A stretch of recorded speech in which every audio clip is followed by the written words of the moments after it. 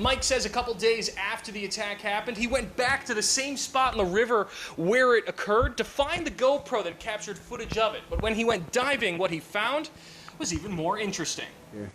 So this is all 34 stitches. Staples. It ripped it off his head, and most of his head as well. When diving for fossils, Michael Stabb knows you have to be careful. Every time you enter the water, you're taking a risk. And, you know, that this is not the season to be in the water with gators. So when a fellow fossil hunter, Jeff Heim, was attacked while diving for shark teeth, Mike decided to help him out by looking for his camera lost in the attack.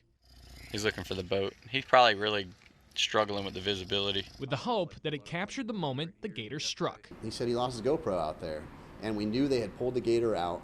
So I knew it was actually one of the safest spots on the river to dive, in my opinion. Unfortunately, he never found it. But what he did find was a fossil he never expected. I pulled out a whale tooth, and I pulled out another one, and they matched. They looked associated. And I started just fanning the sand in that area, and I started seeing them sticking up in pattern. And I realized I had an entire jaw.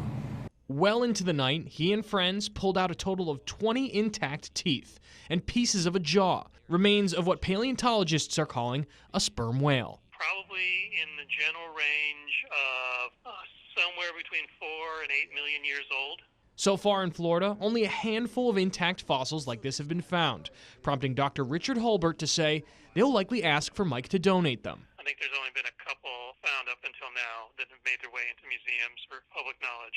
But for now, sitting in a cooler in his garage, these whale teeth serve as an example of the impact amateurs can have on the fossil record. You know, when you have hundreds, if not thousands of people out there, you've got that many sets of eyes looking and finding things that would be impossible for the few professional paleontologists at Florida to actually do. Reporting in Lee County, Alex Howard, NBC2.